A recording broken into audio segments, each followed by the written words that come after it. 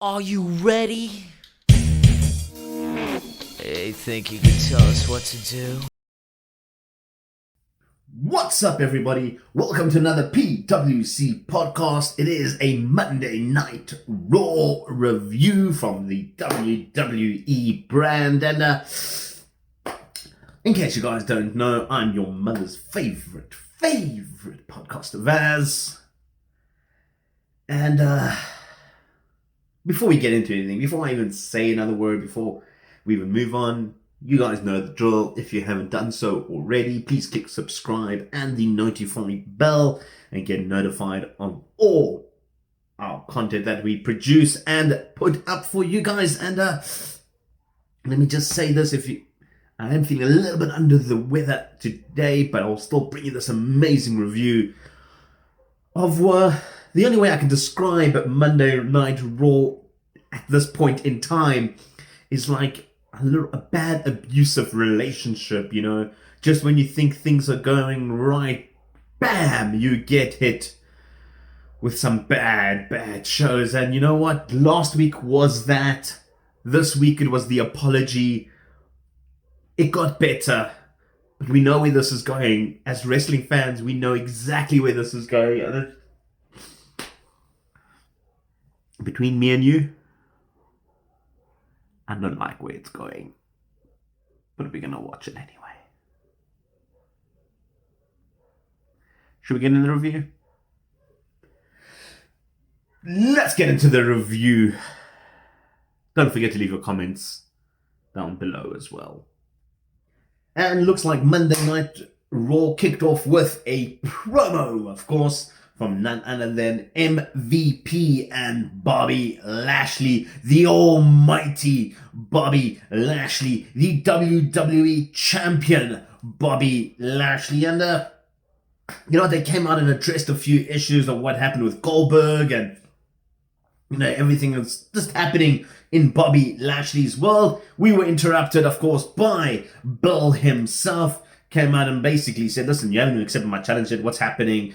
And you know what? It was a good program. It did set up quite a nice bit of storytelling. I mean, there's still 3 weeks left until SummerSlam, and I think WWE is, you know, they're drawing this one out of it because Bobby Lashley didn't actually accept the challenge from Bill Goldberg. He intimidated his son, who was at ringside with him. He came out with Bill Goldberg.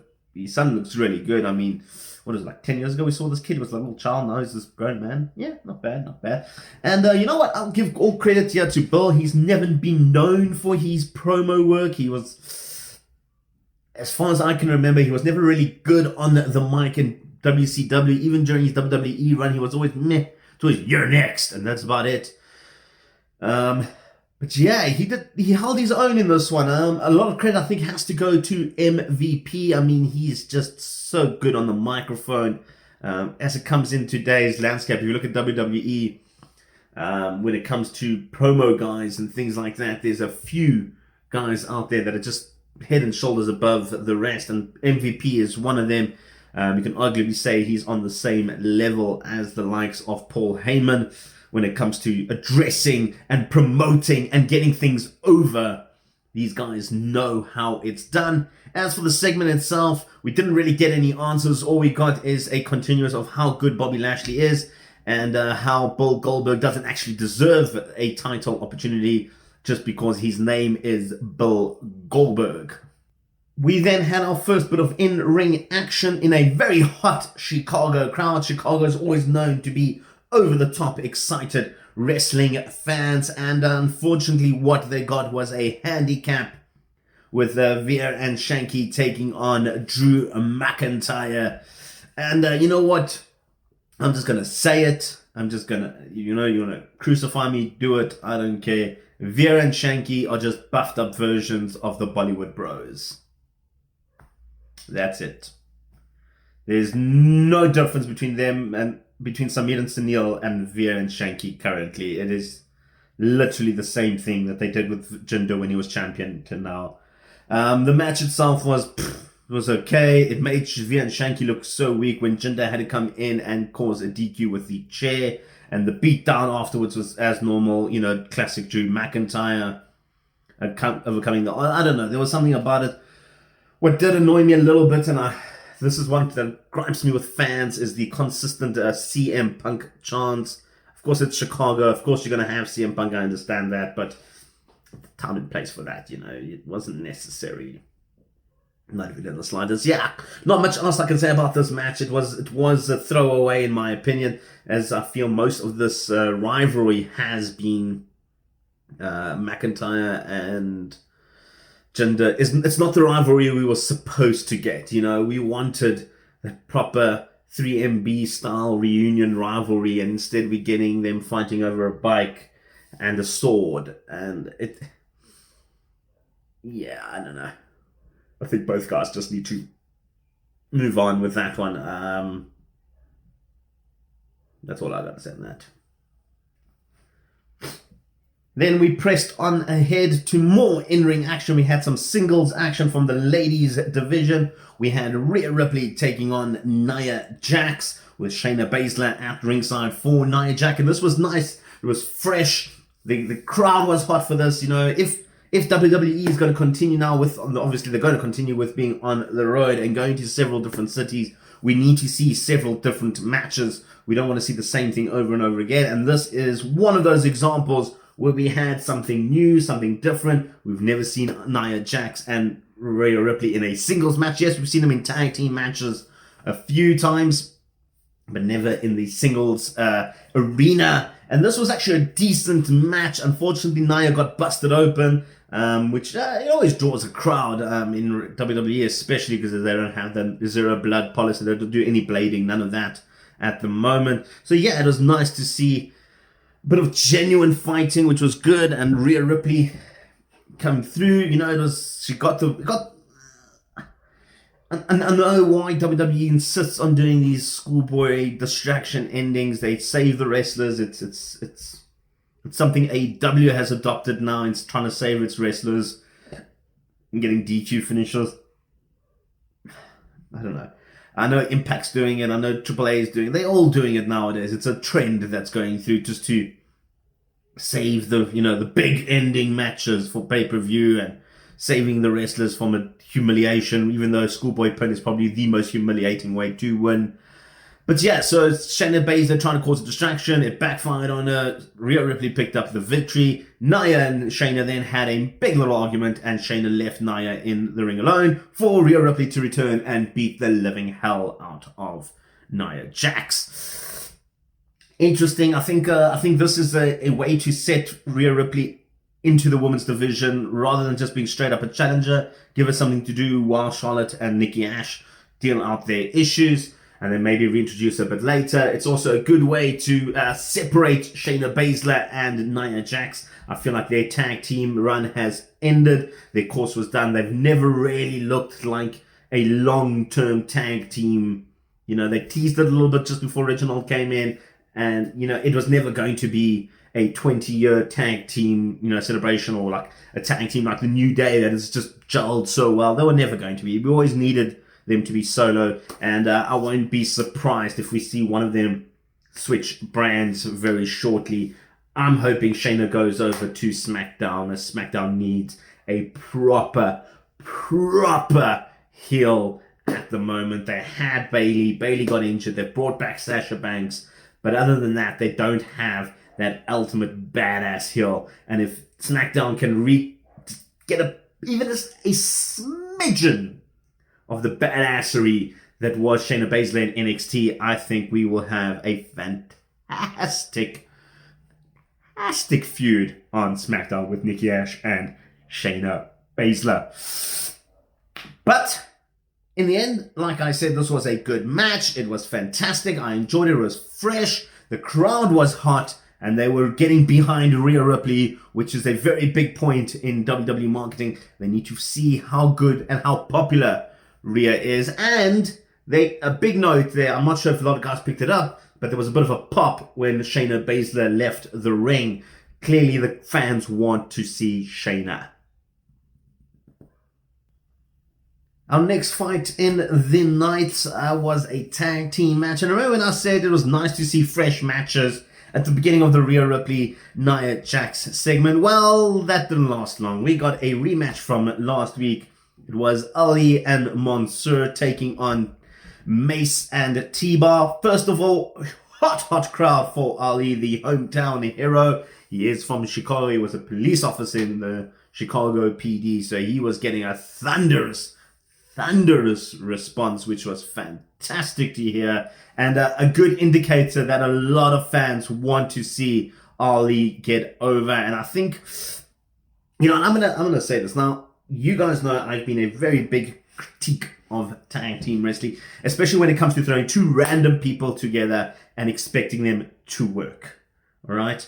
I'm not a fan of that. I like the guys that have come up from the bottom and have worked together as a tag team over and over again. Guys like the Hart Foundation, they were a solid tag team. The Wild Samoans, they were brothers. They came up together. The Usos were brothers together. Yes, New Day was just thrown together, but they meshed so well that it was fine, and they stayed a long team tag division. It was fantastic. Guys that came up in the tag division and stayed in the tag division is what I like. I don't like it when two people get thrown together and you know that they're not going to last. That is what I don't like. For example, I know RK Bro is not going to last. Right? Randy Orton is going to turn on Riddle at some point. But I still enjoy it because they're a good tag team. On the other end of the spectrum, well, not spectrum, on the other side of the scale, rather, we have a mixed match tag thing like Mansoor and Ali. On paper, they should be a great tag team. They're very meshed in their styles. They're exactly similar characters. And I like that they're doing a very similar thing with the heel and face coming together and trying to form a team. And I don't like it. And everything about it means I should like it because they have the potential to be a long-term tag team. And I think they'll be a fantastic long-term tag team. But I just don't like it. Something about them. And it's not that they're bad wrestlers. It's not that they're bad gimmicks. It's not that they're bad on promos. In fact, Ali's very good on promos. Mansoor has improved a hell of a lot on promos. In ring, they're fantastic. Everything about them should be fantastic. I prefer T-Bar and Mace, and they also two random people that were thrown together. Their names are stupid, but I like them as a tag team. I can't explain it. Anyway, I digressed a little bit there. Out to the match, we had the tag team. It's very surprising that Ali and Mansoor lost this one, considering Ali is the hometown favorite there, but T-Bar and Mace picked up a victory, and I'm liking this little feud that's building up here because it's something other than the tag team champions feud at the moment, and it's nice to see WWE investing a little bit more in their tag team division. They're doing it over on Raw as well, giving Otis and Chad a little bit more time, who are not in contention for the titles. Giving the Street Profits a little bit more time again. Now building up Ali and Mansoor, bringing in T-Bar and Mace as a proper tag team rather than just a part of a faction. So there is some promise. Remember, we still have the New Day who are around, who aren't in the tag team division per se yet, but I'm sure they'll make a claim right after SummerSlam. I mean, you can't have SummerSlam without the New Day there, so they need to somehow squeeze their way in. I mean, you can't have SummerSlam without the New Day. It's just not right.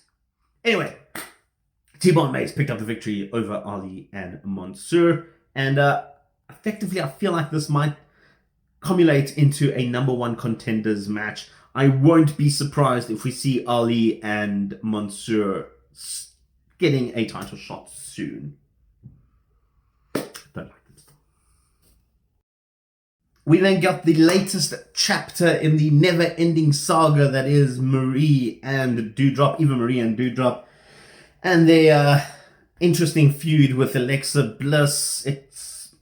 And Tamina thrown in there. I think the injury to Natalya might have just changed plans a little bit there. I think they were building up to a tag team match at SummerSlam, Natalya and Tamina taking on Eva Marie and Doudrop for the tag team titles, which would be a decent pay-per-view match, probably for the kickoff show. But yeah, anyway, Tamina was on her own, and she was taking on Doudrop in a match of the powerhouses. And you know what?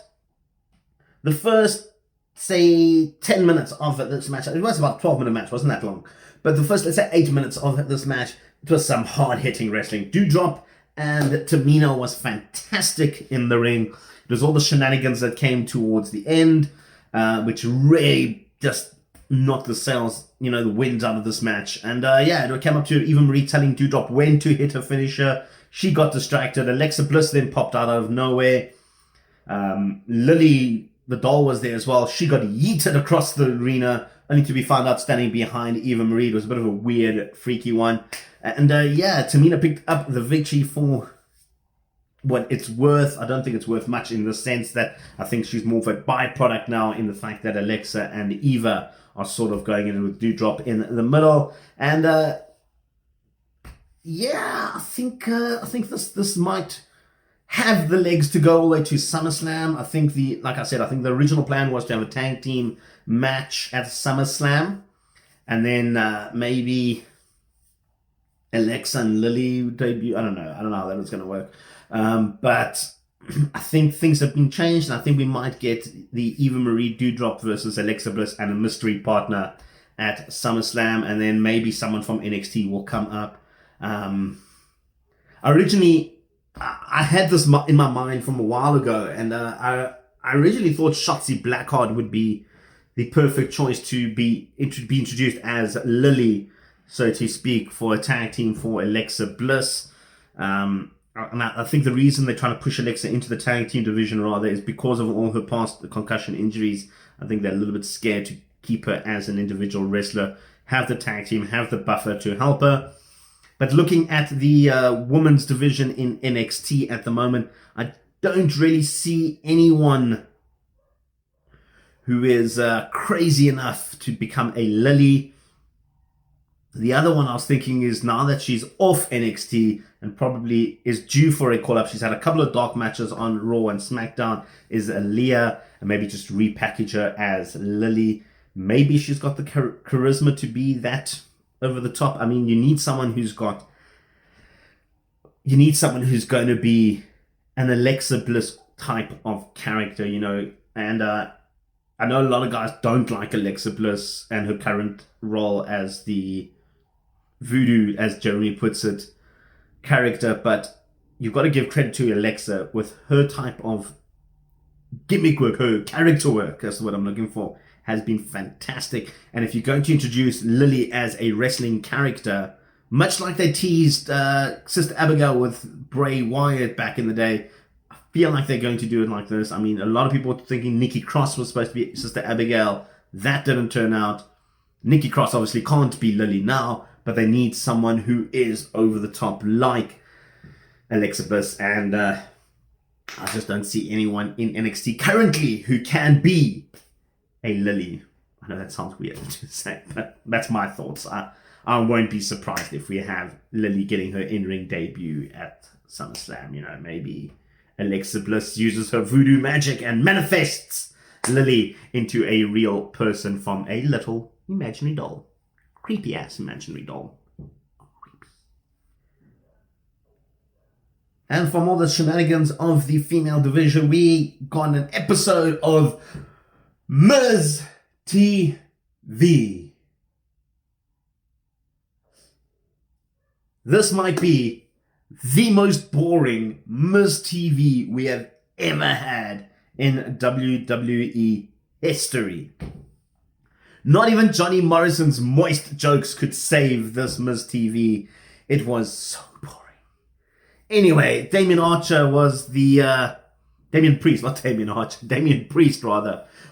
the guest host or guest on Miz TV. Came out, Miz TV blamed him for his injury. Archer was like, and then they had a bit of a bickering. He knocked Johnny Drip out, started putting the dripstick all over Miz.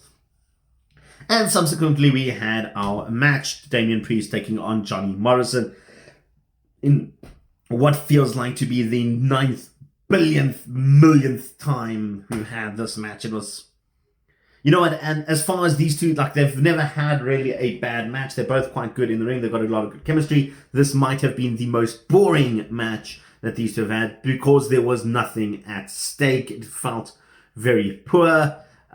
Excitement came in about 8 minutes in. I mean, the match wasn't long. It was like 6 minutes, if that.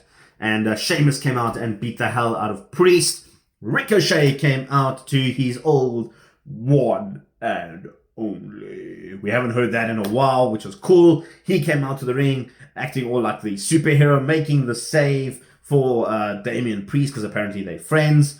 And we came back from a commercial break to find out that a tag team match had been set. Sheamus and Morrison taking on Ricochet and Damien Priest.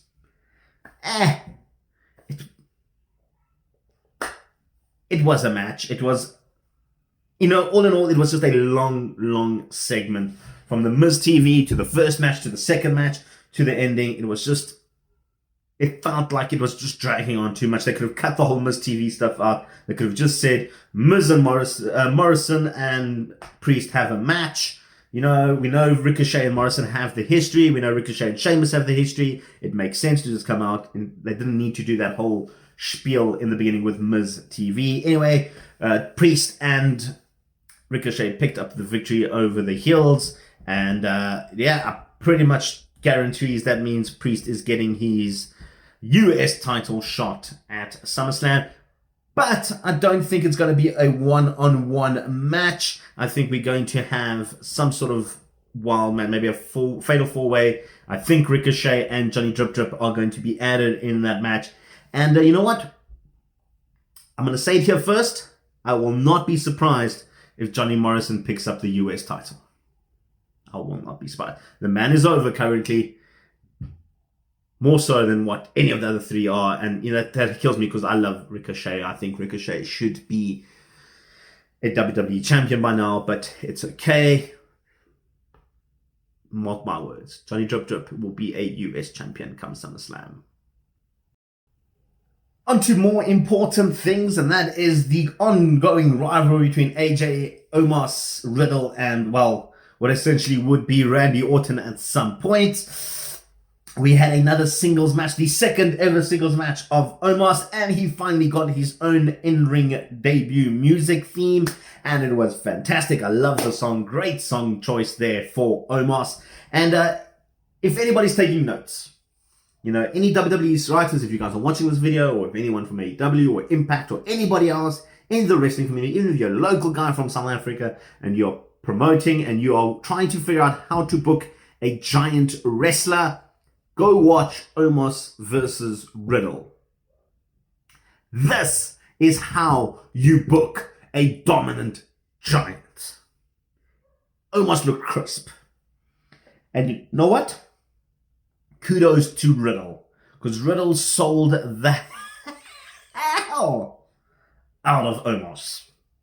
When he got chucked across into the ring announcing section, I genuinely believed that Riddle was broken in half. Like, in the words of JR, as God is my witness, he is broken in half. That's how I felt about Riddle, because he sold it so well. That double hold choke slam of Omos' finisher was as brutal as they come. Even his shoulder tackles just look like they hurt. And you know what?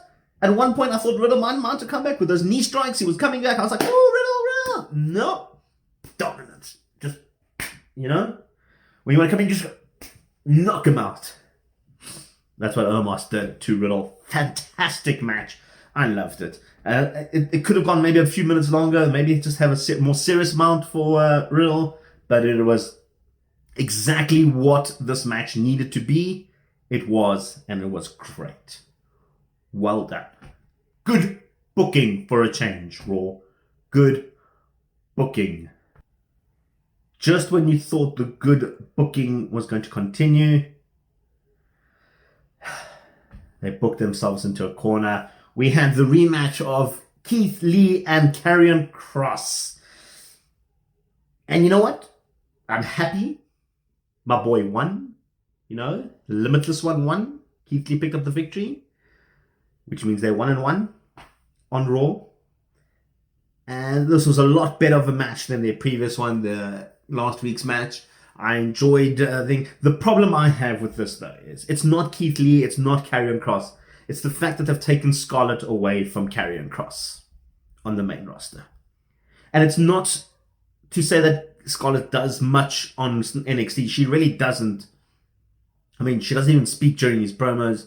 She's just there.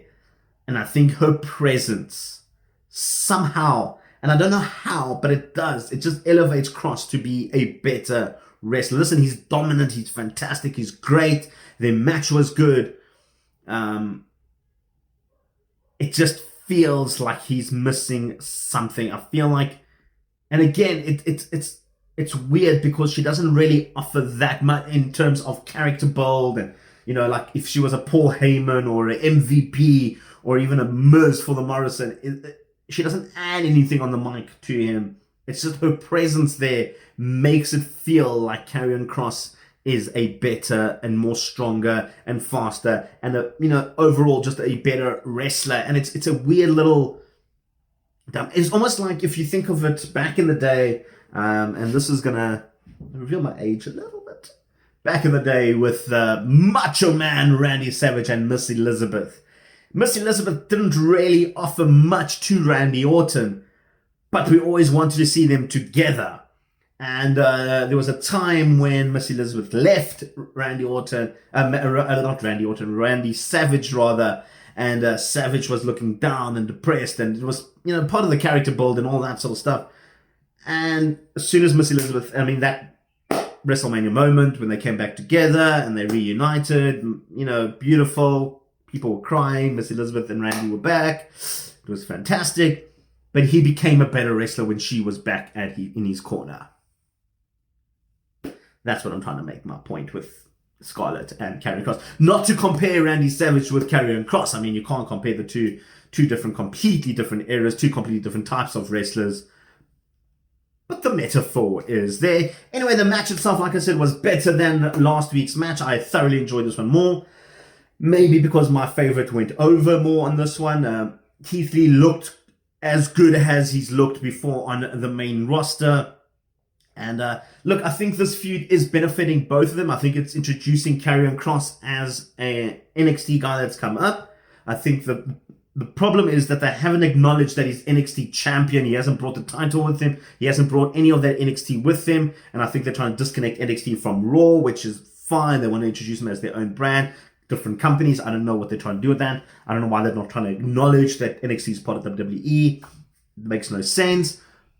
It's a nice way to introduce him. Him losing twice now in 3 weeks is questionable booking. But let's see how. Look, I don't think he's going to be a flop. I don't think there's anything about Karrion Kross right now that nobody likes. Even if he goes on a 20-match losing streak, I still think Karrion Kross will be a future WWE champion.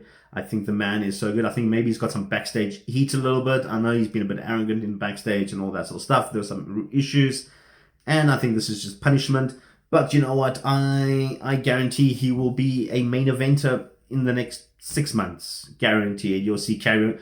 I think they're building up for Karrion Kross versus Bobby Lashley, to be honest. I don't think Bull's going to beat Lashley at SummerSlam. I think Lashley's going to continue. Or they to Royal Rumble, and I think at Royal Rumble, either Karrion Kross is going to win the Royal Rumble, or they're going to have a match at the Royal Rumble against Bobby Lashley. There's my long-term prediction. Then we got a little bit of a 3-minute segment with Reggie, the new Reggie. He's not known as Reginald anymore. He's now Reggie, taking on Tozawa for the 24/7 championship title in a regular scheduled match, which I'm enjoying, by the way. Yes, I think Reggie is more high-flying than anything else, and he's there for the aspect of him doing these flips and twirls. But I must say, the crowd thoroughly enjoyed this match. Even though, like I said, it was like 3-4 minutes long, it wasn't long at all. I mean, it was just good to see these two guys just doing flips and tricks and stuff, picked up a quick victory, celebrated, and left. It wasn't none of that nonsense of everybody chasing someone backstage for the title, have a quick cheap change, only for it to change again at the end of the episode. It was good in the sense that we're actually getting a proper legitimate match. Yes, the title can still be defended 24/7 anywhere. We saw on WWE.com an exclusive backstage after SmackDown. No, I lied. It was after the WWE live event. It was their first live event on Sunday, and Reggie ran across the arena away from, it was Drew Gulak and Tozawa, I think, actually, yes. I'll have to go check that. I can't remember that. But yeah, I remember watching just clips on Twitter for that. And it was, yeah, so they're still doing that. They're just not promoting it as much and rather having it as a proper segment on Raw and SmackDown, which is nice to see. And, you know, I'm happy that the crowd are getting behind Reggie. I do think he's a decent wrestler. And, yeah, let's see how this goes. We then moved on to the main event of Monday Night Raw, and it was Nikki Ash taking on Charlotte Flair in a no-holds-barred match. And you know what? I'm going to give it up for these two ladies. I'm not really behind the whole Nikki Ash gimmick, but I'm taking my hat off to her. She is making this work. She's making me believe that it's actually a good character. And a lot of that has to go to Charlotte Flair as well. Possibly one of the best heels in wrestling at the moment. It's just, you know, I know she's so, it's Charlotte Flair, she wins everything, it's Charlotte. But she's that good. Don't make her a face. Keep her as a heel. Keep her as the arrogant heel. That is who Charlotte should be. It's like her father, you know, who was recently released, you know, be a heel. You can't have Ric Flair as a face. It just never worked. There was something about it just didn't work. Same with Charlotte. It didn't feel organic. With her being a heel, though, it just feels like it should be the way it is. Right? Just putting that out there. The match itself was great. The crowd was super behind this match. And yeah, they screamed for tables. They got tables. There was just one point that really annoyed me a little bit, but that's fans for you. And they started chanting for Bray Wyatt about 2 minutes into the match. You know what? He was released, guys. It happens. It's wrestling. WWE's roster is so full at the moment. It's understandable why they're doing budget cuts. He has medical issues. There was some other stuff involved. I understand that. I'm pretty sure he's not going to be suffering at any point. He's going to find a new job very quickly. Someone like Bray Wyatt will be picked up by Impact, by AEW, by New Japan. Somebody will pick him up. I guarantee it. I won't be surprised if WWE re-sign him like they did with like Zelina Vega or, you know, Samoa Joe. I won't be surprised if you find Bray Wyatt on NXT very soon, guys. He's great. So let's just put that aside. Fans chanting his name. It died out very quickly. And, well done to Nikki and Charlotte for ignoring it because they carried on putting on a great performance. There was a little section towards the end of the match. Nikki Cross drop kicked a chair into Charlotte's head. That looked like a solid headshot. So, you know, that looked a bit brutal. And then she tried to like jump off the barricades into Charlotte, caught her and then powerbombed her through the announcer's table, which was really cool. I like that whole segment there. That was fun to watch. And you know what? I love the fact that Charlotte thought she could win the match by just putting a foot on Nikki Ash and then like have a count of 1, which was great. And yeah, Nikki Ash picked up the victory after a twisting and neck breaker from the ropes.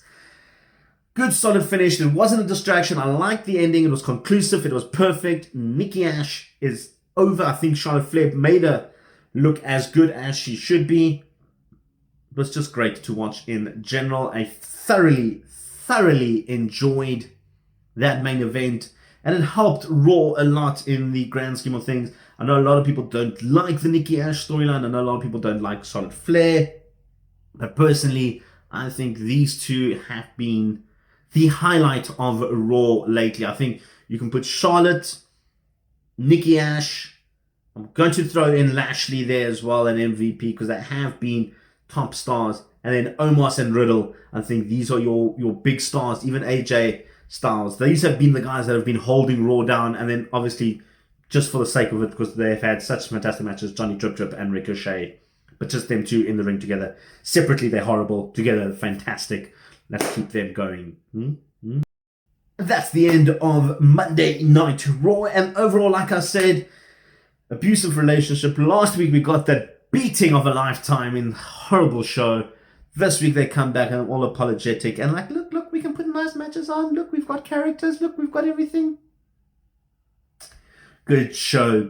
Yeah, probably next week you get beaten again with like a blunt axe or something. I don't know. But on the scale, it does score. It's our better from last week's 6. It moves up to a 7.5. I think the Miz TV segment was just horrible to watch. It was so cringy.